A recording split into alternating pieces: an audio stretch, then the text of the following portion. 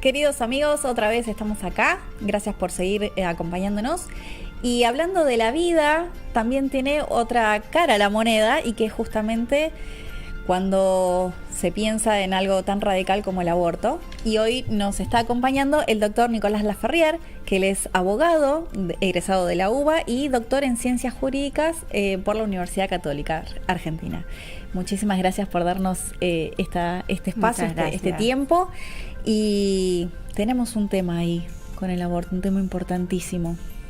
Sí, lamentablemente Argentina ha roto su tradición de una solidez en la defensa de la vida. A fines del año 2020, recordaremos todos, estábamos saliendo de la pandemia y podríamos decir que en un apuro de fin de año el Congreso sancionó la ley 27.610, que es la ley que legalizó el aborto en Argentina sin invocar causales hasta la semana 14, y pasada de esa fecha, de la semana 14 el embarazo, con una amplitud por supuestos de abortos en embarazos provenientes de violación o de riesgo para la salud de la madre. La verdad que Argentina desde entonces ha tenido muchos abortos y bueno, esto nos preocupa y bueno, seguimos, hay mucha gente que sigue preocupada y que sigue trabajando para tratar de revertir esta realidad de distintas maneras, ¿no? Tenemos acá unos datos que los sacamos de las estadísticas públicas. Impactante. Sí, en la ciudad de Buenos Aires se elimina un porteño por hora. Es increíble. En el país, más de 278 abortos diarios. Es un número sumamente preocupante, alarmante. Así es. Sí, la verdad es que la realidad del aborto es un drama, es un fracaso de la sociedad, porque una de las características que presenta la situación argentina es que ha fomentado el aborto, pero no se ha preocupado por los problemas de base que llevan a una mujer a abortar. Que subyace, ¿no?, para esa decisión. Claro, porque nosotros podemos imaginar que de 10 mujeres que están hoy en Argentina pidiendo el aborto, habrá 4 o 5 que lo hacen en medio de presiones de las parejas, presiones de la familia. Otro lo hará por presión más indirecta, pero es una presión al final, que es la presión económica. En definitiva, no tengo un buen trabajo, tengo inestabilidad laboral, tengo un trabajo informal y entonces digo, no estoy en condiciones de asumir este embarazo. Otros a veces por presiones laborales. El jefe le dice, mirá, no sé si es buen momento para que te quedes embarazada. Entonces, ¿cuántos de esos abortos entonces hoy son libres? ¿No? Y este es uno de los aspectos que nosotros venimos llamando la atención de estos años en Argentina, que de alguna manera el aborto libre tan masivo ha invisibilizado las causas del aborto y nadie está estudiando esto. Se han invertido muchos fondos en, por ejemplo, hacer informes, seguimiento, para tratar de que haya más abortos, por ejemplo. Pero no se han hecho esos informes para ver, bueno, y quizás a estas mujeres, si les ofrecemos acompañamiento, si se les ofrece un sostén, opciones, si se les explica mejor de qué está en juego, quizás no abortarían. Claro, seguramente habrá un núcleo duro, diríamos, de unas 20% de personas que están muy convencidas que lo van a sostener y que no es un problema de falta de libertad o de vulnerabilidad. Pero a mí me llama la atención eso. Para mí ese es un aspecto realmente donde Argentina tiene un déficit muy grande, muy notorio, que supone realmente una claudicación frente a lo que realmente esperaría esa mujer, porque no podemos tampoco presumir que sea libre. Entonces hoy hay muchas mujeres que están yendo a abortar en condiciones que yo diría que no son del todo libres. Todo lo que la ley nos decía que iban a ser libres, yo creo que no lo son, y más en la realidad con el contexto económico que estamos viviendo. Entonces me parece que ahí hay una realidad que clama y que nos pide respuestas y que además interpela, porque la ley no ha resuelto este problema, ¿no? Claro, y hay otro punto también que no se habla tanto, es el post, ¿no? Porque no es tampoco una decisión libre si uno no sabe cuáles son las consecuencias que trae, ¿no? Todo. Así es, emocionales, psicológicas. Totalmente. Entonces, esa clase de asistencia médica, psicológica, de la familia, las opciones que también hay, me parece que también falta informárselo consensuadamente a la persona para que pueda tomar esa decisión. Indudablemente que el post-aborto es hoy uno de los dramas que acompaña esta realidad, porque además otra característica de estos números del aborto es que casi el 90-95% se hacen por pastillas. con lo cual el contacto con el sistema de salud es muy leve. O sea, a veces las pastillas se dan en un centro de atención primaria, en una salita, claro, y les entrega quizás una enfermera o un enfermero o un médico que ni siquiera tiene un diálogo de fondo, ¿no? Entonces, esto nos hace preguntar, esa persona después quizás no vuelve, se le explica, mire, las pastillas usted las tiene que tomar de esta manera, va a tener un sangrado, y después, ¿qué contacto vuelve a tener con el sistema de salud? ¿Alguien la acompaña? ¿Alguien se preocupa? Y en el fondo, además, después viene lo que vos decís, que tiene que ver con este impacto psicológico, con las consecuencias que esto tiene, y que, claro, impacta, obviamente, de muy diversas maneras a distinto tipo de personas, hay de todo de nuevo, pero que indudablemente ahí hay un campo donde hay un deber de acompañamiento que lo está cumpliendo muchos grupos. Hay grupos de iglesia, grupos de tanto de iglesia católica como de otras iglesias, o grupos de gente de buena voluntad que acompañan y que ofrecen instancias de sanación, y hay procesos muy importantes de reconciliación con uno mismo, de sanar las heridas, pero que, claro, podrían ser evitadas si nuestro país tuviera una política más consistente de no permitir el aborto, ¿no? Totalmente. Y esto en todos los hospitales, si cualquier mujer va a cualquier hospital, dice, quiero terminar con mi embarazo, ¿todos los hospitales están en la obligación? La ley contempla, en primer lugar, la objeción de conciencia, que es un testimonio que se ha dado a lo largo de estos años de manera muy sostenida. Se van a cumplir 4 años de la ley ahora a fines de diciembre de 2024. Se cumplen los 4 años y la ley ya contemplaba la posibilidad de que haya objetores de conciencia. Los objetores de conciencia son profesionales que entienden que lo que le está mandando la ley, que es hacer un aborto, contradice las reglas de su profesión y de su conciencia, lo que le dicta su conciencia, entonces piden ser eximidos de cumplirlo. Y cuando en un hospital todos los médicos son objetores, ese hospital no realiza abortos. Entonces, esto puede pasar en hospitales, a veces pasa en hospitales confesionales, claro, o en hospitales donde todos los médicos son objetores, aunque tienen un ideario generalmente asociado a la vida. Eso se llama objeción de conciencia institucional. Entonces puede haber hospitales que no estén realizando esos abortos. Ahora, después, en general, en todo el país, la implementación de la ley ha sido muy fuertemente impulsada por las autoridades en el sentido desde su sanción. Me estoy remontando a 2021, no quiero hablar de la actualidad porque el último año todavía no tenemos bien los datos de qué ha pasado en 2024, pero sí puedo referir hasta 2023, que había un impulso muy fuerte. Entonces esto bajaba a través de la provisión de los medicamentos, hacerlos llegar a distintos lugares, y esto obviamente facilitaba el aborto, lo cual ha sido como una verdadera política pública de promoción del aborto, que uno entiende que es contraria a intereses en muchos sentidos de los argentinos. El primer interés es la protección de la vida humana, pero también intereses demográficos o de población y de la misma atención de la vulnerabilidad, porque, como decíamos antes, el aborto invisibiliza las causas de la vulnerabilidad y no nos permite llegar a conocer qué pasó, más cuando el contacto con el sistema de salud que rodea un aborto hoy es tan frágil o tan endeble, al punto que ocurre en una mera pastilla que se entrega y que después, quizás hasta la persona ni vuelve a una entrevista de control. Claro, bueno, todas estas mentiras que se usan justamente para sostener todas estas falacias, que la palabra falacia siempre me remite al presidente, que está, no por hacer partidismo, ¿no?, pero sí está firmemente opuesto a esta ley contra el aborto, y vos decís, ¿qué podemos hacer? ¿Qué se puede hacer? Bueno, indudablemente que la actividad, diríamos, en favor de la vida no ha cesado. Si uno mira los últimos 4 años, ha continuado de muy diversas maneras. Ha habido abogados que han presentado causas judiciales para intentar declarar la inconstitucionalidad de la ley, total o parcialmente. Sobre todo hay 2 causas, una en Salta y una en Córdoba, que están avanzando lentamente. Ustedes saben que las causas judiciales pueden tardar muchos años, más cuando tienen temas sensibles, pero ahí hay 2 causas que están en la espera. Siempre en el tema judicial la discusión suele ser si hay o no un caso.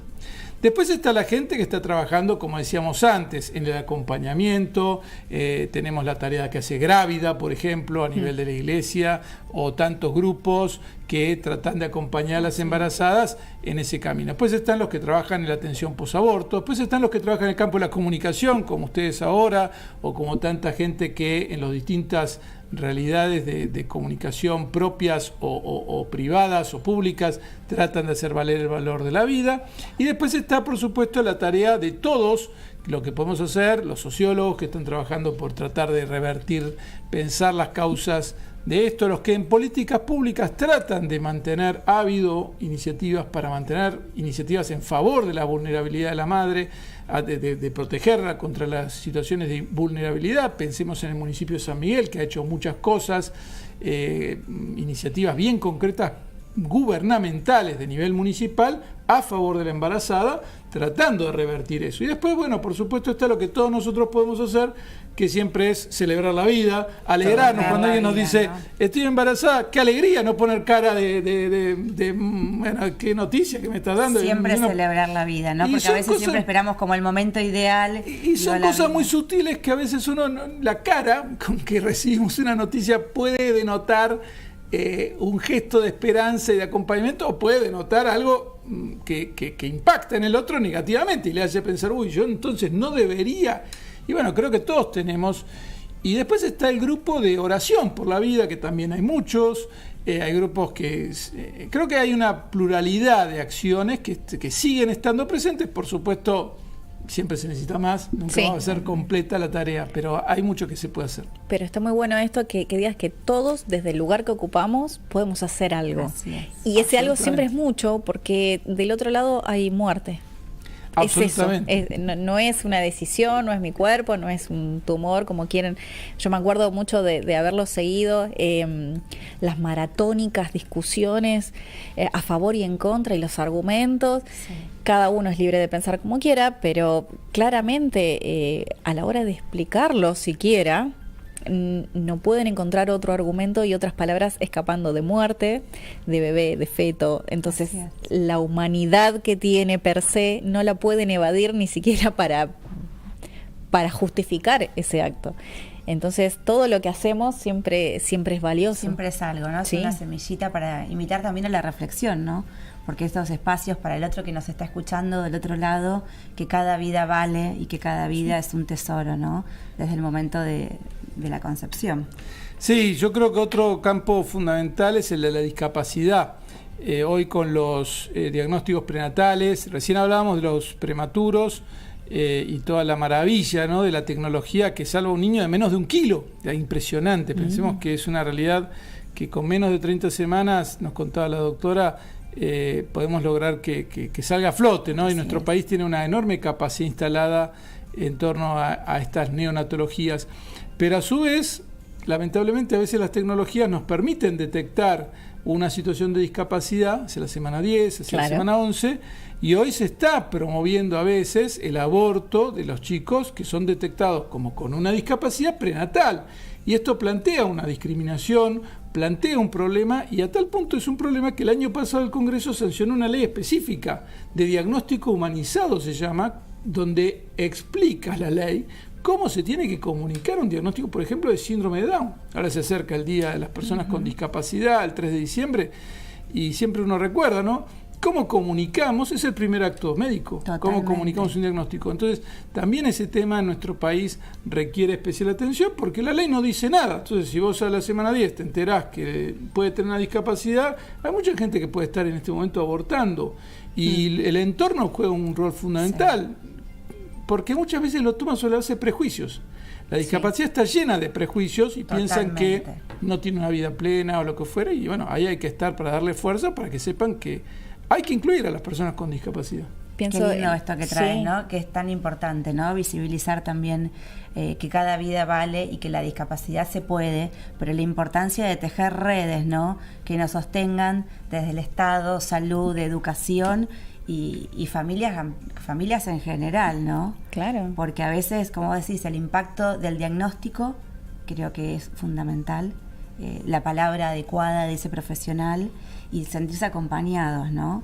después encontrar estos sostenes que nos van a ir ayudando en estos procesos diferentes, como vos decías, o porque fuimos papás prematuros, o porque nos encontramos con un diagnóstico en el camino, que nos puede suceder a lo largo también de nuestra vida como papás. Entonces a veces está antes y a veces viene después, y esa vida vale, esa vida necesita nuestro cariño, nuestra contención y nuestro amor, ¿no? Como padres y como sociedad. Sí, este ha sido un motivo de preocupación a tal punto que el legislador sancionó una ley, ya les digo, que es novedosa, o sea, porque no hay leyes sobre cómo comunicar el diagnóstico de cualquier enfermedad. O sea, pero acá aparece una ley, ¿por qué? Porque evidentemente hay un riesgo de discriminación, porque el aborto es libre hasta la semana 14. Entonces, como no hay que expresar causales, uno puede ir a abortar porque quiere, porque no tiene un problema con la pareja, porque tiene un problema económico, porque tuvo una visión y quiere abortarlo, o porque lo encontró alguna cuestión de discapacidad, claro. Y ahí hay una discriminación muy, muy grave, que además se expresa si se traslada al resto de las personas con discapacidad, porque es como si le estuviéramos diciendo, mirá, te he abortado, decido abortarte porque tenés esta condición, y entonces es como si le dijéramos, tu vida no vale tanto. Exacto. O le dijéramos a las otras personas, mirá, si yo hubiese tenido la chance, vos no habrías nacido, no deberías vivir, porque te podríamos haber abortado antes. Esto es tremendo que se diga como mensaje. Una reflexión mucho más profunda la que estás invitando, cuando es como ético, el principio y fin de la vida no está en nuestras manos. Absolutamente. Entonces yo creo que hay una realidad allí en torno al aborto de personas con discapacidad que está por el momento produciéndose de manera muy velada.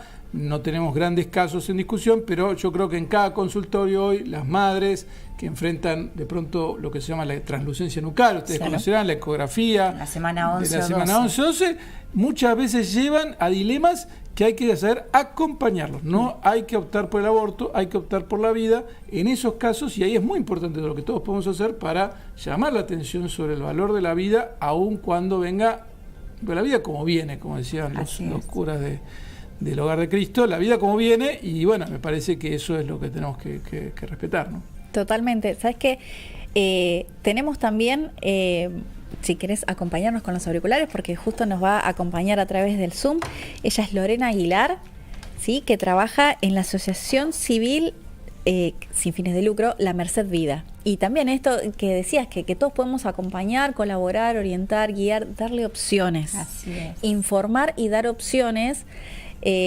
Así que bueno, justo, nos viene como anillo al dedo. Lorena, ¿cómo estás? Buenas tardes. ¿Cómo están, chicas? Buenas tardes, gracias por la invitación. No, por favor, gracias a vos por darnos, acompañarnos. Sí, estos minutitos. Estábamos hablando recién con Nicolás de cuando un embarazo quizás no está llegando como uno lo desea, con las expectativas de los padres, ¿no? En caso de la discapacidad, ¿no? Ahora la ley avala, en cierto punto, a que se pueda ejercer un aborto. Contanos vos, desde la experiencia que tenés desde la Merced Vida, qué servicios dan, cómo contienen a estas mujeres que no saben qué hacer con este embarazo. Contanos un poquito de qué se trata. Como bien vos decías, la Merced Vida es una asociación civil sin fines de lucro que trabaja bajo el magisterio de la Iglesia Católica y se dedica a llevar la verdad sobre el valor de la vida, desde el inicio hasta la muerte natural.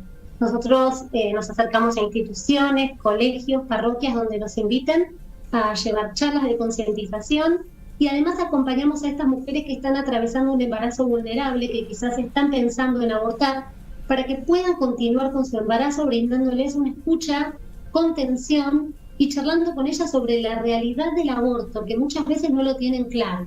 Las acompañamos a las que deciden continuar con el embarazo durante un año, ofreciéndoles talleres, charlas, y cuando su bebito nace le entregamos el ajuar completo, y hasta que su bebé cumple un año le entregamos los pañales. Siempre nos manejamos con donaciones de personas con buenas voluntades que nos acompañen. Qué importante esto. Un año, las acompañan durante un año.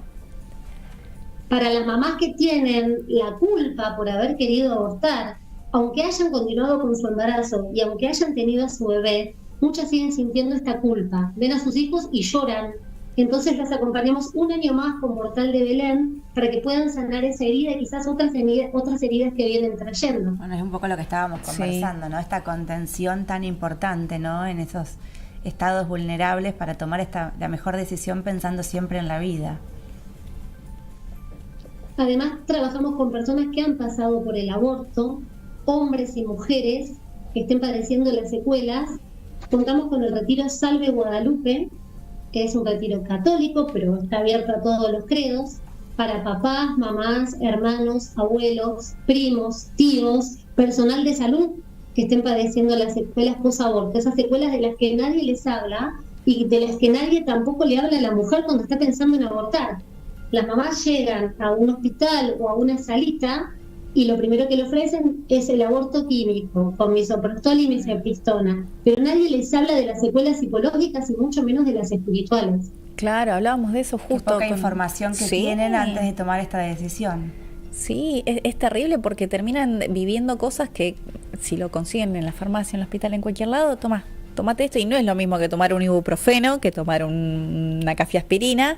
Hay un montón de otras cosas que quien te provee esa pastilla no te avisa, y todo eso queda. Sí, esas secuelas después hay que trabajarlas. Hemos tenido casos de mujeres de 85 años que han venido a sanar las secuelas porque sus hijos ya tendrían que haber tenido más de 50 años y no podían sanar el dolor que llevaban en su alma por haber abortado. Claro, qué increíble esto. Bueno, un poco de todo lo que veníamos conversando, Nicolás. Sí, siempre felicito a la gente que trabaja en estas iniciativas de acompañamiento, y me parece que es muy importante esta compensación, ¿no?, de un Estado que legalizó el aborto y que por lo tanto introdujo esta ruptura en la coherencia de nuestro ordenamiento jurídico que protege la vida, pero que desde la sociedad civil, desde los que estamos comprometidos con la vida, se siga tratando de generar iniciativas para acompañamiento, ¿no? Y que además son personas como Lorena, tienen un poco el termómetro, me parece a mí, también de esas causales, de qué es lo que está llevando a las mujeres a considerar el aborto, y nos permiten conocer mejor por dónde también podemos acompañarlas, ¿no? Y qué deberíamos hacer también para responder al fondo del asunto que decíamos antes, que es en definitiva el problema de fondo que el aborto invisibiliza, ¿no? Claro, porque el aborto no es... uno no llega a la decisión del aborto por una sola causa, o sea, es multicausal, entonces todo eso... Lorena, ustedes lo ven, lo tratan, lo hablan, lo visibilizan, lo contienen. El Estado le muestra a la mujer que el embarazo es un problema. Entonces ellas quieren solucionar el problema que tienen y no pueden valorar a su hijo porque no lo pueden humanizar. Muchas veces vienen con mochilas muy pesadas y no pueden humanizarse ellas mismas. Por eso es muy importante escucharlas y la contención que le podamos dar. Muchas mujeres, conociendo la verdad de lo que es el aborto, deciden continuar con el embarazo porque no tienen la menor idea de lo que se exponen, solo buscan solucionar un problema. Lamentablemente el Estado no les da otra solución, y como vos decías, llegan a un hospital o a una salita y lo primero que hacen es entregarles las pastillas y se lavan las manos, y después que pase lo que tenga que pasar. O sea, no les importa que ellas tengan que expulsar muchas veces a su bebé entero en el inodoro y las secuelas que esto después les trae.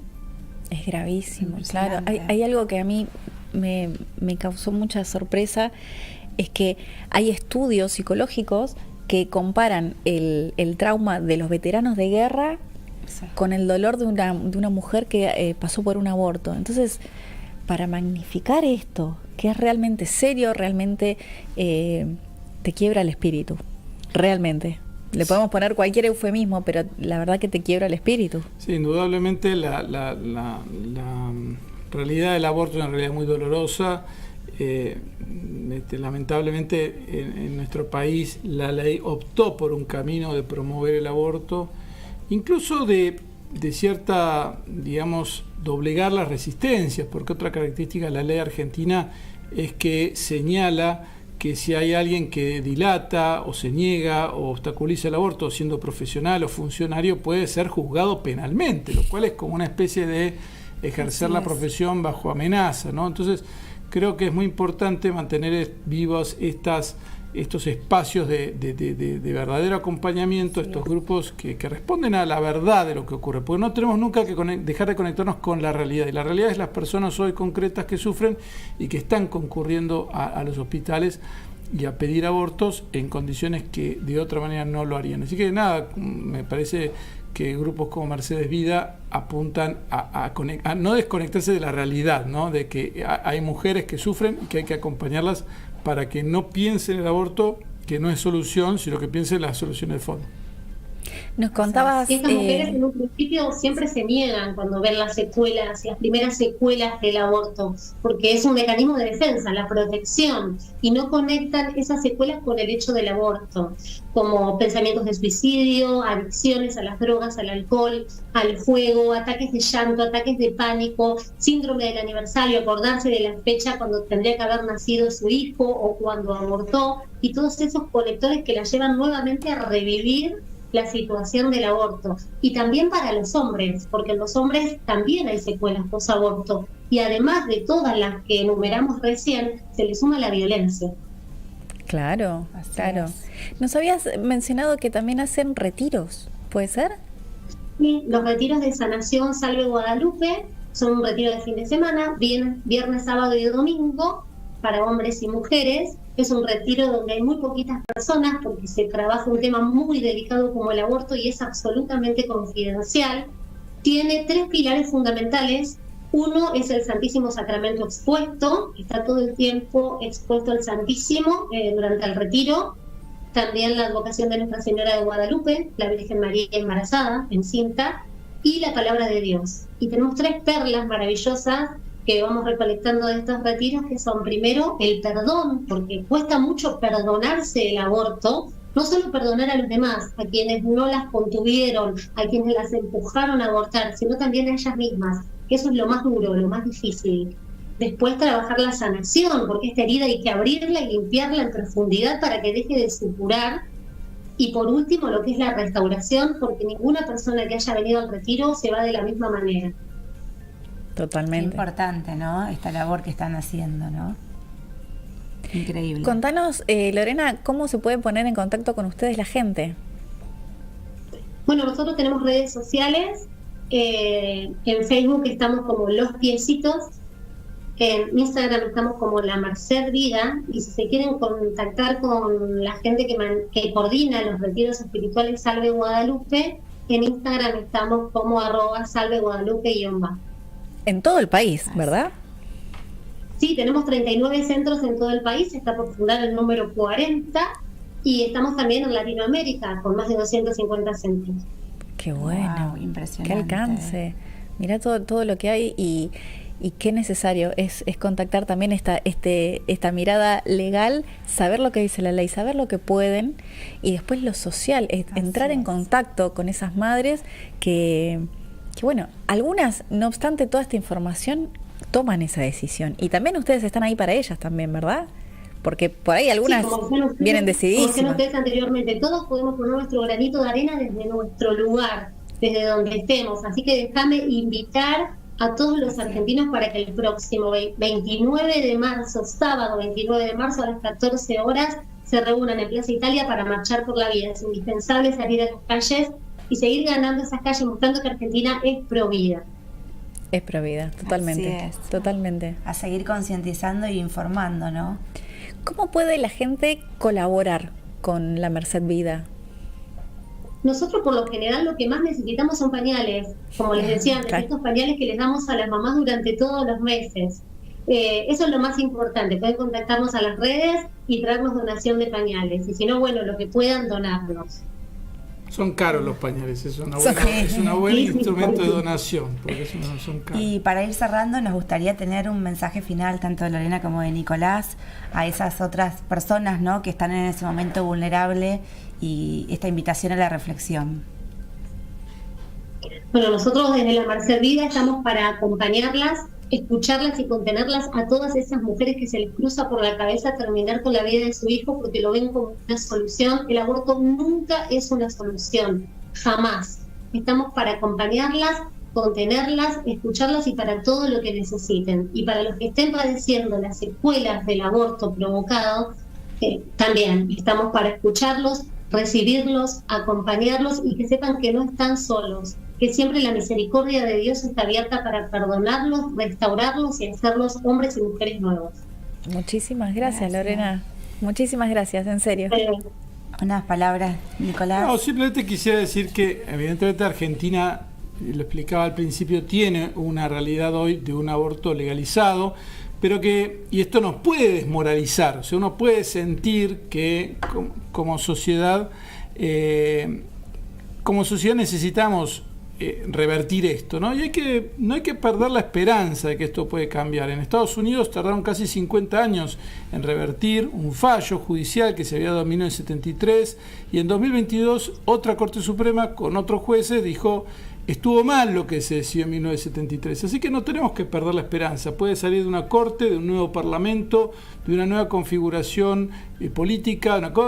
Obviamente necesita participación, necesita nuestro compromiso, nuestro mantener viva la bandera de la vida, de las dos vidas, sobre todo, de cuidar la madre y cuidar la vida por nacer. Así que no hay que perder la esperanza, hay que seguir trabajando y ir pensando pasos progresivos de cambio hasta que en algún momento logremos volver a un ordenamiento jurídico que tutele la vida. Así es, no cesar. No hay que cesar, exactamente. A seguir defendiendo la vida, que cada vida vale. Y todo el esfuerzo es significativo.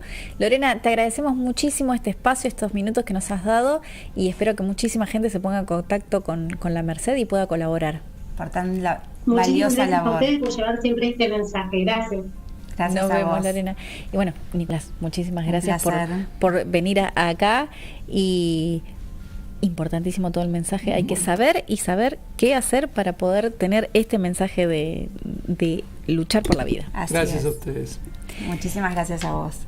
Bueno, Bueno. se terminó el programa, así que nos despedimos el martes que viene, 14 horas. Bueno, Piqui, que termines muy lindo tu día. Nos vemos. Por Y bueno, ya está. Otro martes, la semana que viene nos vemos a las 2 de la tarde y bueno, que tengan una excelente semana. Chau, chau.